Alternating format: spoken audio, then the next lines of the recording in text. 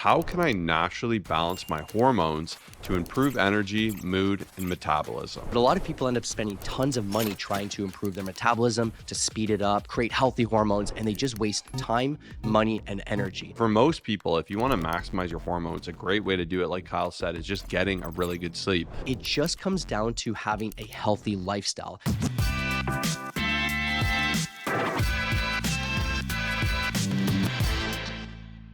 What's going on, everybody? Welcome to the Fit, Healthy, and most of all, Happy podcast. I'm your coach and host, Josh, here with His co-host and co-coach, KG, and I'm in the house. And this is Motivation Monday. We're here to fire you up, inspire you, and help you just improve in all things fitness, health, and happiness. If you're new around here, we like to start by answering one of your questions that was submitted, go into some of our quotes, showcase a client who's been killing it, and share some of the secrets of how they did that, and then jump right back into our thoughts in the mailbag. So let's jump into it with our first question of the day. And the first question we have is, how can I naturally balance my hormones to improve energy, mood, and metabolism? Yeah, and that is a fantastic question. Something that Josh and myself to this day will get asked in many different ways, shapes, and forms. Anything metabolism related as well as hormone related. A lot of people are interested in it. And at first thought, most people will just resort to short-term measures. They'll resort to these kind of things that marketing will get you,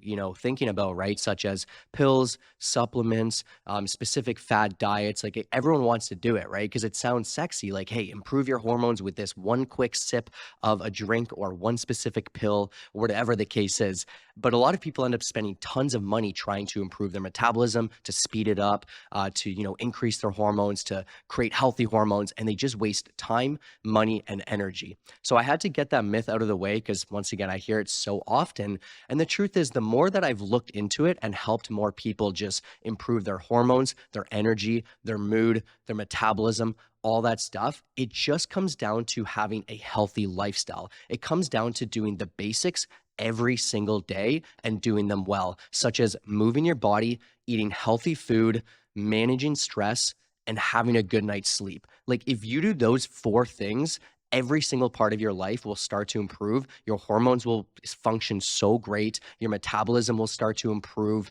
And it's really that simple. But unfortunately, a lot of people end up going down the wrong path and they end up just doing all these random things. So just wanted to give you that to think about, like whatever it is that you're trying to do, it always comes back to just doing the simple stuff and just doing consistently. It comes down to making the right decisions every single day and just choosing the better option, right? If you start to eat really healthy whole foods consistently and you're not overeating and you're not doing a bunch of nonsense between like crazy supplements, a bunch of alcohol and all that stuff, like you will start to see yourself improve within your metabolism and your hormones and all that great stuff. So that's going to be my little spiel on that. And I hope it makes sense for you. I couldn't agree more there. I think hormones and having healthy hormones is so important. It's just a lot of the time it's nice to use that as a way to explain away why you aren't getting results. If you go, oh, my hormones are messed up, that's why I'm not losing fat. Like my body's just not in position to do it. Like so rarely are hormones the actual issue. Perhaps if you've done insane crash dieting previously, or you actually have a condition that's being diagnosed by a doctor, not just one you think you have, or your blood work's shown otherwise. Like most of the time, hormones, as Kyle said, can be quite easily fixed just by improving your lifestyle. You can't expect to have good hormones if you're nuking your sleep. And a recent study even showed that those who are sleeping less than 6 hours, what happens is you start to adapt to it and you feel okay, but you're still operating at a really diminished return. So you're actually operating significantly away from your potential. It just normalizes for you the lack of sleep. So for most people, if you want to maximize your hormones, a great way to do it, like Kyle said, is just getting a really good sleep. Next up is eliminating poisons from your body. So if you're someone who's drinking all the time, you're just putting a bunch of garbage in your body, that's a really easy way to decimate your hormones. Like if you wanted to do it, I would just say drink a lot of alcohol, nuke your sleep for a few days, and your hormone levels would be horrible. If you went and did blood work, they'd be very, very worried about you. And I think some guys will manipulate their testosterone this way to get the doctor to give them testosterone because they'll just not sleep for 3 days and drink alcohol, eat a bunch of junk food, and call it a day. So if your lifestyle isn't there and you're blaming your hormones, I highly recommend like fixing the core problem first and foremost. So like Kyle said, sleep, improving your food quality, eliminating really, really bad habits. And even sometimes like a late coffee, you might say it doesn't affect me, but science shows it will affect the depth of your sleep. So even if you're falling asleep, that's different than you having a deep sleep. So having good rest, minimizing stress, eating good foods, and then also having a level of activity for your body to be optimized, you actually need to move, you need to lift, you need to go on walks. And like I said, if you can do those things and you can retroactively look and say, I have a lifestyle that's indicative of me having good hormones, you still go out, your blood work isn't there, you get diagnosed with like a thyroid or a PCOS or something like that. That's a different story. But I just think it's so much easier just to be quick to say, oh, it's not working for me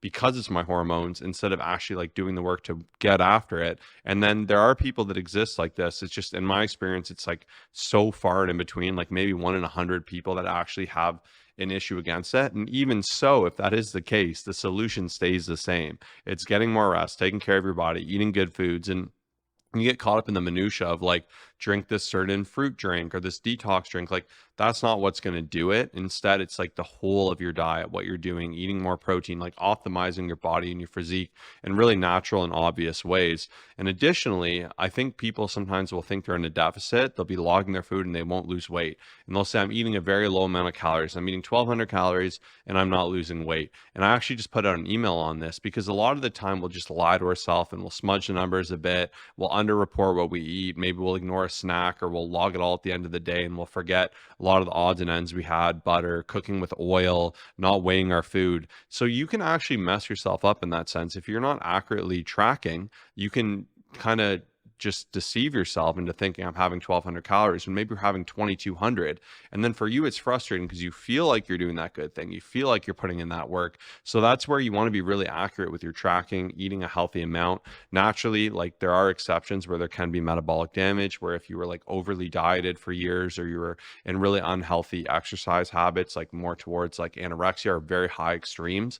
I just think, once again, it's so rare someone's at the extreme echelon now, because people consider it extreme if you go to the gym 5 days a week and go on one walk. So I think most people deceive themselves a lot and they want to explain away why they're not seeing results. And it's uncomfortable to hear, but you need to look at the core of the issues here, because be honest with yourself. Are you sleeping well? And if you're not, you might say it's out of your control. But like, even if you have little kids to wake up early, you got to get to bed early. You got to cut off your caffeine window earlier. You need to minimize screen time before bed. You need to darken your room, cool their environment. Like, until you say you've tried everything, you haven't tried everything to improve your hand. Like, and we're going to get into this with my quote, but you need to work with your situation. But yeah, if your sleep's there, and then you have to ask yourself, is your food there? It's not to say you need to eat absolutely perfectly, but you want a balanced diet, right? Like back in school, they'd say eat the colors of the rainbow. Like, are you eating fruits? Are you eating veggies? Are you getting fibers? Are your micronutrients there? And sometimes as well, it can be blood work based. So if you are really concerned, you can do blood work. And if you see you have a massive iron deficiency and you're constantly tired all the time, that can be easily solved just by supplementing with iron. And that can help support you to have more energy to go work out and do great things. So once again, like it has its place. And I think if you're overly concerned, you could go to a doctor, do blood work. But most often it will just come down to being honest with your nutrition, getting sleep, and getting out and training.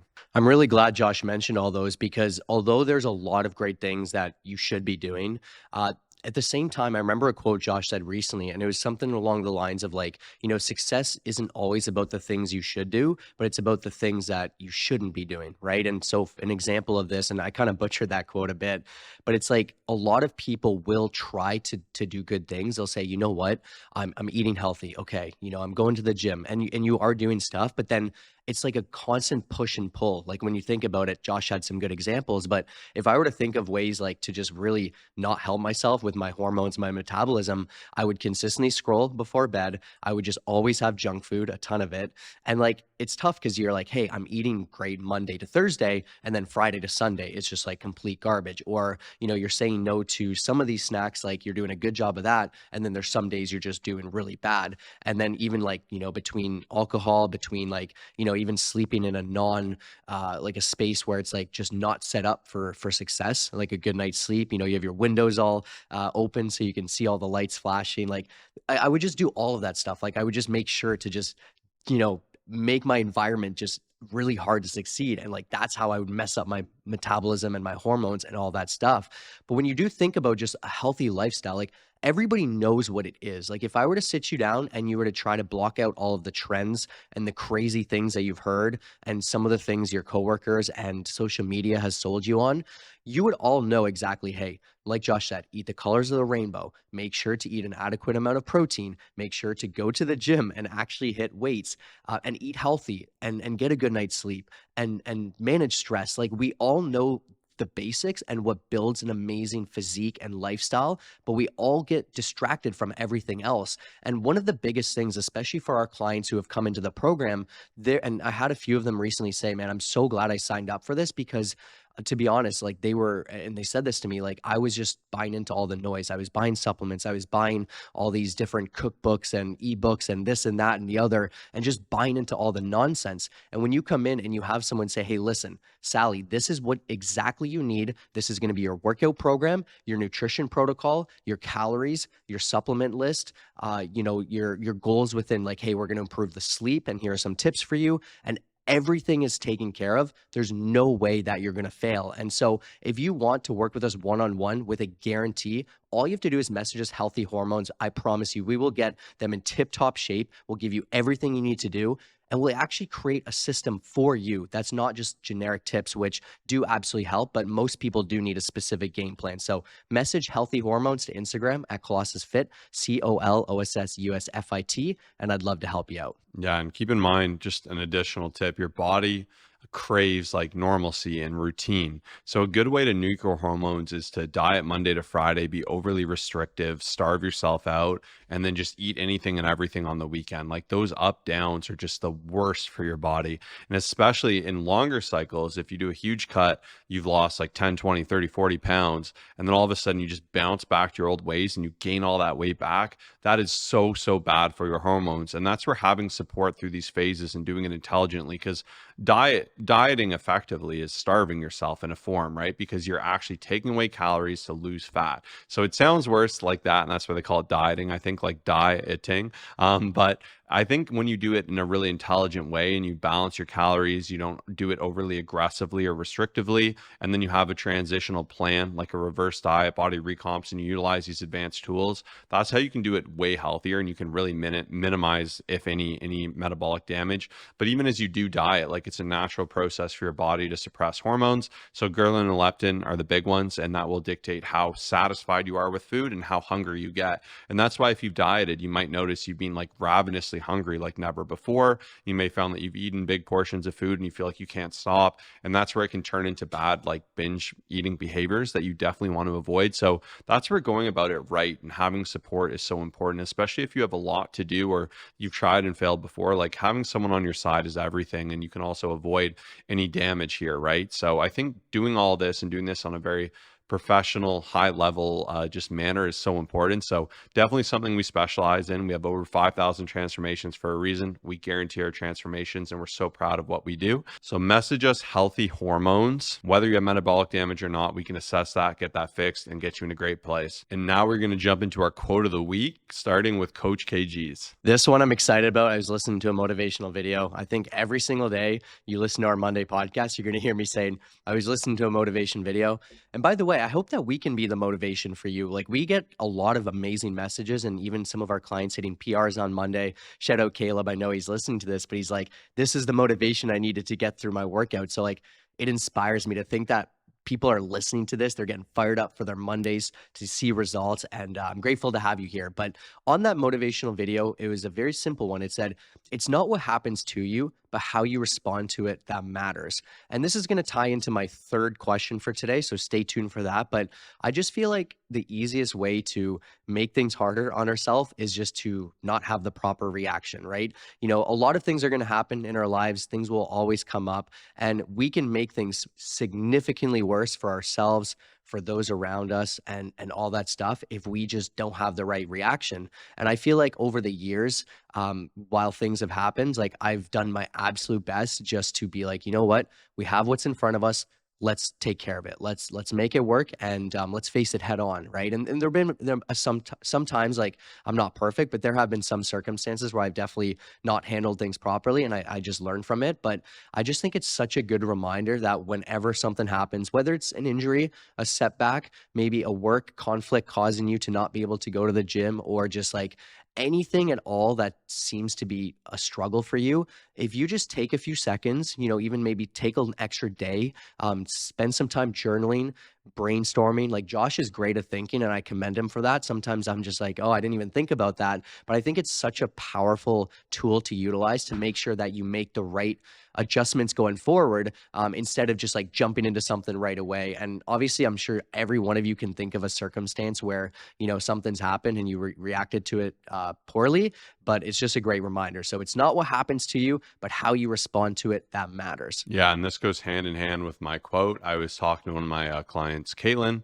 She's going to come back into the program. She took a step back. She had her daughter. She's crushed it as a mother. And while I was coaching her, actually, she got diagnosed with, like, they're not sure, but something with her heart. And they still haven't been able to figure out. And it's been a couple of years. And I love she reached out to, and she's like, hey, I want to get back to this, and I want to do what I can. I don't want to be a victim. I just want to work with what I have. And I shared that quote with her that I shared with you all 2 weeks ago. Your 100% today is different from your 100% tomorrow, because it's really just been on my mind. And like, it really sucks what happened. And for her, she can just put it off, put it off, put it off, put it off, and say, I'm going to get back to it when I can work out, when they know everything about me. But it's clear it's been a process. It's going to take time. And instead, it's like, you just got to do what you can with what's in front of you. And that's where Kyle's quote is everything. Life happens to you for better and for worse.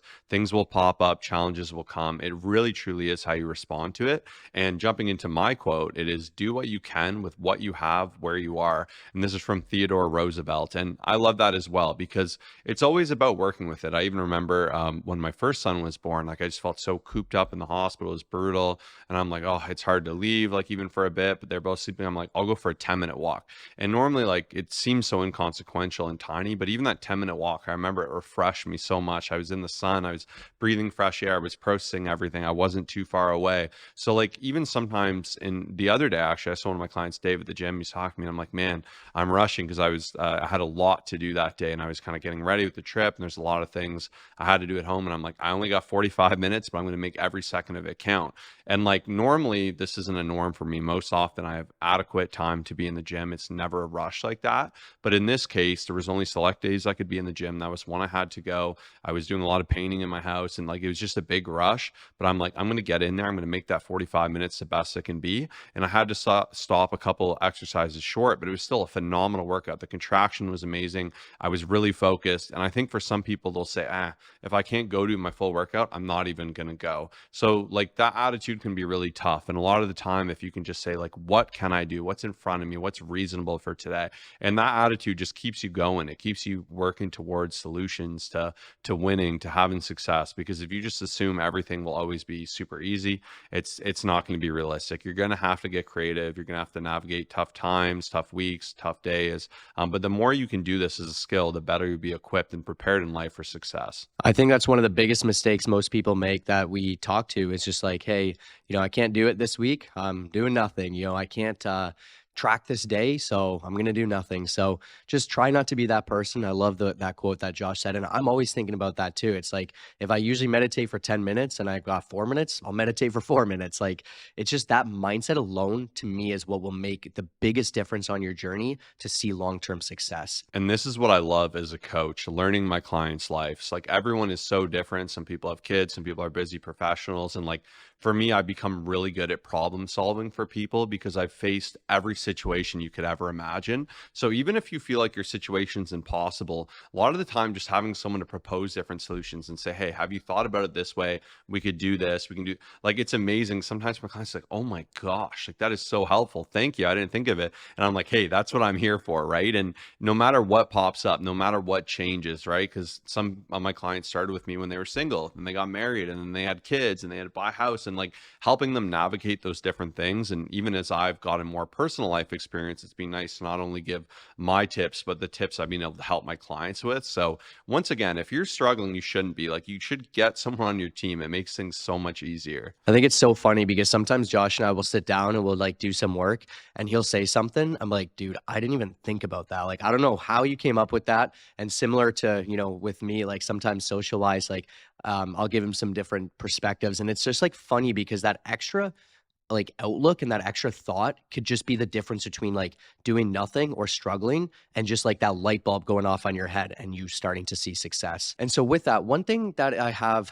on the top of my head, so the other day I sent an email and it was just like a question. It was like, hey, what's your top fitness questions? And I got a lot of great responses. I think maybe 30 plus responses. I responded back to a lot of you, some of you as well. I just tossed your question on for future Monday episodes, Motivation Monday episodes. And like all I was thinking about is that how everyone is so unique and like more information, the better. And so what I mean by this is there were a lot of great questions, but you notice that quite a few of the responses back was like, I was like, hey, I need more information. Like someone would say, hey, what's the best way to, go about losing weight? And I'm like, oh my gosh, that's such a big question. Like, have you lost weight before? How much weight do you have to lose? What are you struggling with? How much, what are your actual goals?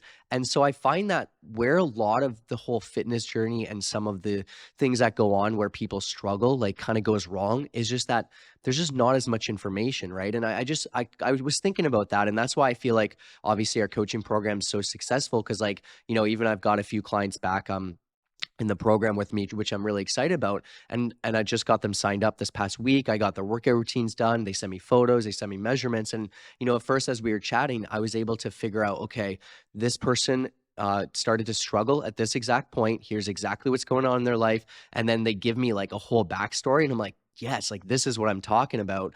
I can actually work with this because I know exactly what's going on. And then each week I can check in with them. And so it's just something that I was thinking about is just, it's so hard because like even a lot of you, you'll ask different questions or you may be even talking to someone and someone will give you a fitness tip. But at the same time, it's like the more context, the better. And I guess the main point I'm trying to get across is that everyone's so different, right? Because that person who sent the message about losing weight, my answer for you would be very different if you had 100 pounds to lose versus if you had 20 pounds to lose, or if you've been dieting for the last 5 years, or you're brand new and you're just like fresh and ready to get into it. So just something to think about. Take all advice with a grain of salt, share as much information as possible. And yeah, obviously having one-on-one support makes such a big difference as well. I know I've mentioned it a few times, but I can't stress enough how important that is on your fitness journey. And it's obviously a perfect segue into our client shout out for this week. So you can see on the screen, Savannah, and she is a mother. She is busy. She was dealing with Hashimoto's. She had a lot of different things going on, and even just obviously the chaos of household sickness. It was just so cool to see. She ended up losing about 20 pounds. She did a full body recomposition. And the truth is, and obviously we've talked about it quite a bit today, just everyone's situation is so unique.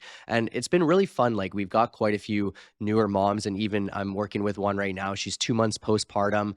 And I know I mentioned it before, but I put together 2 at-home workouts for her, 2 gym workouts for her. And it's just awesome because like she's making it work, right? And every part of the journey, it has to be different for what she can actually do and what she's comfortable with. But going back to the shout out here, obviously Savannah absolutely crushed it. She looks like a completely new person, and even battling just being a mother and having a lot on the go. And we all know there is a lot involved within that. It's just so cool to see her become a great example. That's one thing she wanted to do, just become the next level version of herself, just, create new habits and all that great stuff. So if she did it, you absolutely can as well. And like I said, today is an amazing opportunity to jump on board with their coaching. Message us healthy hormones to Instagram at Colossus Fit, COLOSSUSFIT.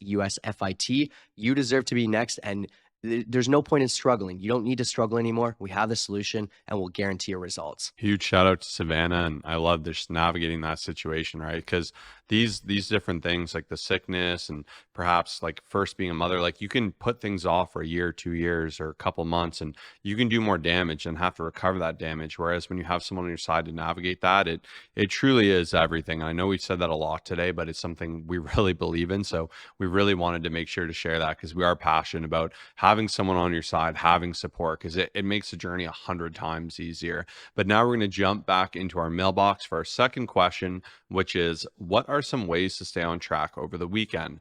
I find as soon as Friday hits, I'm pretty underprepared and lose a lot of progress. I've been getting this one a ton, and it's kind of a normal one, right? So when you think about it, for most people, of course, Monday to Friday, you've got your work schedule set, you've got the schooling situation for your kids potentially set. Like there's a lot of structure. And so the biggest difference maker between success, like Monday to Thursday, and then obviously sometimes Friday, is just the structure. You've got your meals prepped.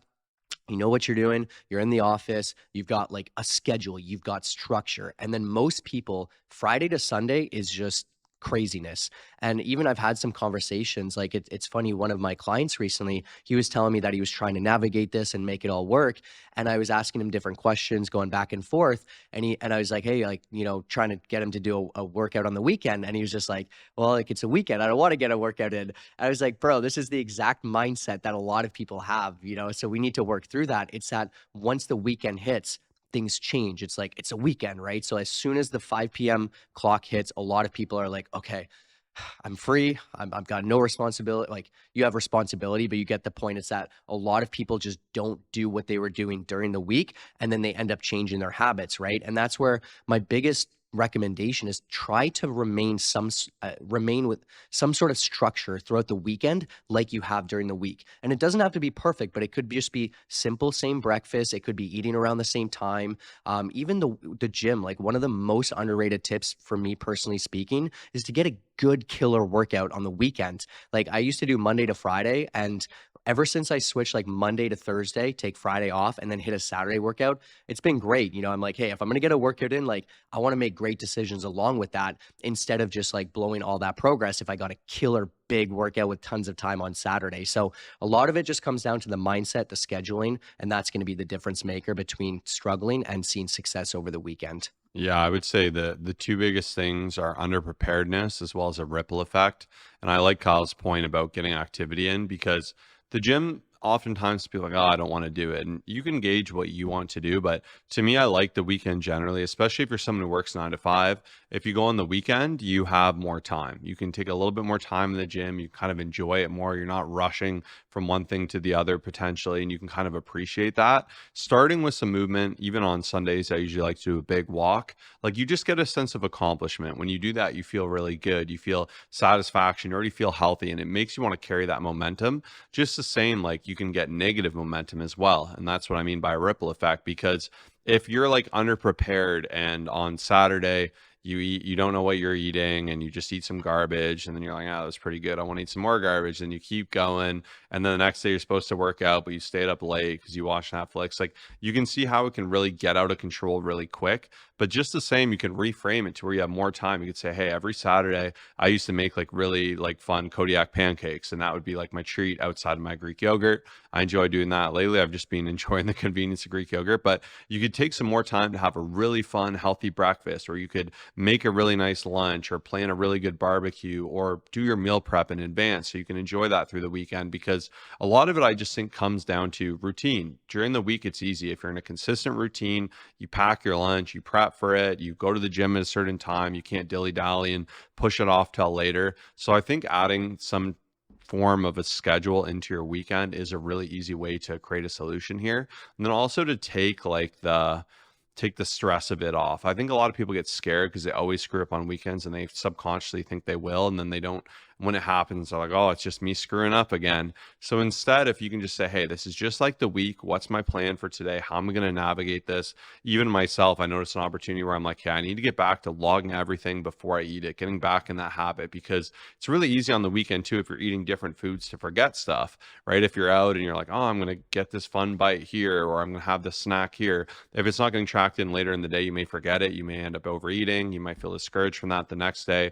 So I think a lot of it really just comes down down to preparedness, as I had mentioned. And yeah, just creating some positive momentum, utilizing some activity as well. Like if you meet up with a friend and you normally go out for beers and you're trying to get away from that and be healthier, like saying, hey, let's meet up for a walk. Let's, if you are taking rest days, like, hey, let's go rock climbing that day. Let's go skiing. I don't know what it is you like to do, but you could try to reframe that to be some form of an activity based thing that you know is going to make you feel good. So I think just evaluating those different things will make it a lot easier. And it doesn't need to be as stressful as some people make it out to be. Yeah, you absolutely don't need to be perfect, but at the same time, if you do ever feel like you mess up or like just I find Friday nights usually the catalyst that kind of starts, Friday into Saturday and then Sunday. And then most people I talk to, if they and we do our check-ins on Friday and Saturday, so we're able to catch a lot of our clients who, maybe have something planned or they're a bit unsure about a Saturday night dinner where like usually that dinner would be the start to then Sunday being bad. So we're able to catch a lot of this stuff. But I find when I have these conversations with people,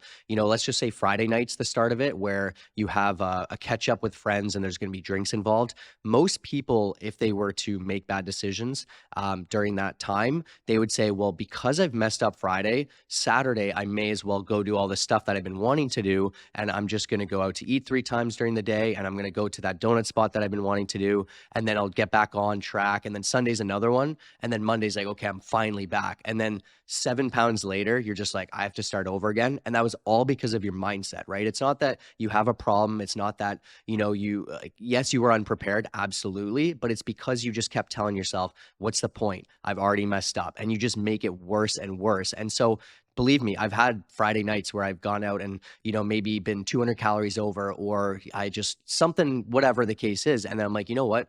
I'm going to make this day great. Like Saturday is going to be awesome. I'm going to wake up, have my Greek yogurt, get a killer workout in, and then keep moving forward. Whereas most people are like, I'm just going to make things worse. So do not be that person. It is not a great habit, especially when you think about it. Friday to Sunday is a good chunk of the week. That's like literally 40%. And that's a lot of time to do damage and to not see any results. So just something worth considering. Yeah, and you can also be strategic if you always screw up when you're going out to restaurants, like plan ahead, look at the menu, pre-log it, set drink limits, stick to it. And it'll be really hard the first time, there'll be a lot of friction, especially if you normally like deviate from that so much. But it's about creating those new habits. And then if you find when you're at home too much because you're not home during the week and you fall, you get bored, you start watching TV at 4 p.m. and you just go look for food and you're just trying to get happy that way, like try to take the junk food out of the house, maybe end your eating window at 8 p.m. Instead, focus on actually filling up with a good big meal or protein snacks or having a ton of veggies or celebrating being able to have some extra like fresh fruit at home. Like I think if you can reframe those snacks and stop trying to like look for food for comfort, because that is where people go wrong. And like Sundays with like sports and different things like that, I do know that is usually a big error issue for people, or if they're staying up late or breaking their schedules. So it's just a lot of it is self-reflection and evaluating your specific situation where you're falling short and where you can improve. But now we're going to jump into our third and final question of this episode. I'm curious if you have any tips for helping with anxiety. Yeah, that's a great question. I find a lot of times people end up kind of struggling, especially in the fitness journey. And just obviously, this is the Fit, Healthy, and Happy podcast. And a lot of things end up kind of deterring you from seeing results. And even just, I have a lot of client check ins where I'm just touching base with them, making sure, everything's moving moving smoothly. And slowly is okay as well. I always say progress is progress. And, we want to remember that. But at the same time, a lot of the anxiety, a lot of the stressors, a lot of the fears can just consistently hold us back. And this will come in many different ways. Like I can't dive into it here. This would be a whole massive thing. But I find, and I'm going to share things that help me, because I find a lot of the times whenever I were to sometimes start to feel anxious or overwhelmed or stressed, I'm just going to categorize them all into, one there. It's always comes down to just me overthinking and just kind of focusing on the things that are not in my control, especially just not yet. And I find that that's such a bad mindset to have. And so anytime, like I'll usually be thinking of something down the road, something that's like fear-based. And I'm just like, oh my gosh, what's going to happen here? And then when I bring it back to just saying, okay, Kyle, what's in front of you right now and what can you do, it just makes it so much easier. And believe me, this is the hardest thing to do, but I'm just going to use like a fitness example. Like, let's say a week from now, you have a buffet that you're going to be going to, and you're just like stressed, you're anxious, you're not sure how to stay on track. You just started with your diet. It's so easy for that entire week to just stress you out and just to make you anxious. But when you simply ask yourself, okay, what's in front of me right now? What can I do today to stay on track and do well? I know it's easier said than done, but that alone will help. That'll help you alleviate stress. That'll help you, focus on the present moment. And I just find that a lot of people just end up beating themselves up. You just end up thinking of everything down the road, and you end up just like, never being present, and, taking a few seconds to do some deep breathing, some journaling. Like, I'm telling you, anytime I feel something like in my body where I'm just like, oh my gosh, like there's just so much going on, I'm like, okay, grab my pen. What can I do today? I'm going to do 3 things here. I'm going to plan these next 3 for tomorrow. And then it just feels so much better because you're so much more organized. You know what you can control. And a lot of it's just your body, like just creating fear. And I heard something recently where it said your brain's anxiety alarm is like a smoke detector. A lot of times it's just typically annoyance, stress, different things that can be retrained. And then, of course, there are some moments where there's like real danger, and it's just basically your body trying to say, hey, danger, danger, danger. But most of it is just kind of the things that we end up doing to ourselves, right? We're overthinking, we're, overanalyzing, we're doing all these things, which can be useful and can be helpful, but oftentimes it just ends up beating ourselves up. So that's going to be my little spiel for that. And I could talk about it a little bit more, but I just want to share some thoughts that help me out personally and could help you as well. Yeah, if you're anxious, in my opinion, usually there's a reason. So perhaps there's something you're putting off or something you need to just get done. At least for me, I know when there's like something big and I'm like, "Ah, I need to address this." And keep in mind, it can be less obvious things. If you're gaining weight week after week, you're going in the wrong direction, you can feel yourself slipping away from your good habits.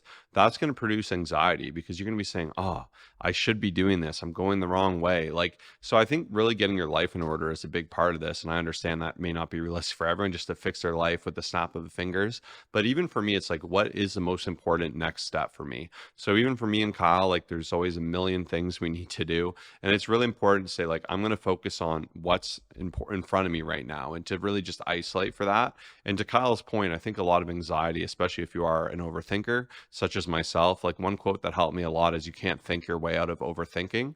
So instead, I'll think about something reasonably. And then when I feel like I've done everything about it, and if there's things outside of my control, I think just moving more towards acceptance, presence, and just controlling what you can control, similar to our above quotes. I find for me that is a big alleviation of anxiety.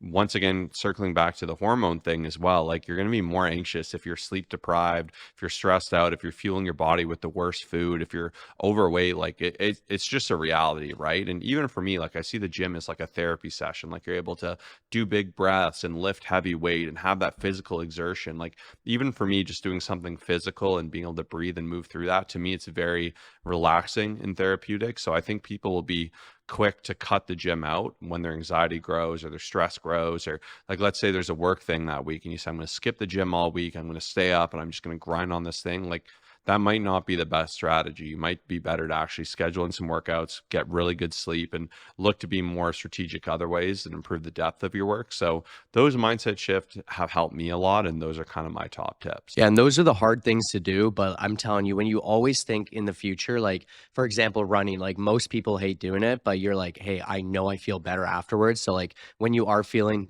something in your body and your mind, and you're just like, I don't want to do it, but you know that you will feel better, it makes it so much easier.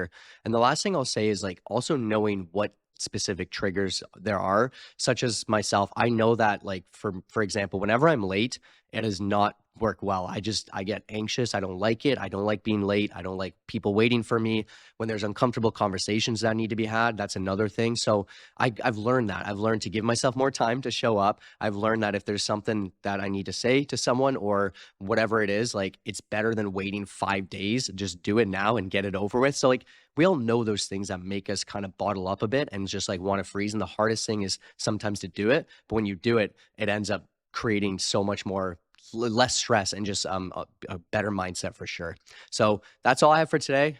Thank you so much for spending time with us today. Once again, messages healthy hormones to our Instagram at ColossusFit, ColossusUSFit. And please, if you enjoyed this episode, which I absolutely know you did, Make sure to share it with a friend, share it on your social media, your MySpace, your email, text your grandmother, anyone at all. It'd mean the world to us, and we appreciate you so much. And I want to just jump in and say that everyone who dropped an emoji, I mean, it's the same group here. This is the inner circle family of the podcast because you're listening right to the end. Shout out to you, everyone who left the emojis. I love it because it looks so random. Everyone is probably so confused. So I say we do a round two. I know that was 2 weeks ago, but this time I want you to comment your favorite animal emoji for fun. And obviously, if you have a comment to add a real comment too. But I want to see what everyone's favorite animal emoji is. I'm going to be looking, and shout out to the inner circle who makes it to the end. You're the real ones. Thanks for tuning in with us. Peace out.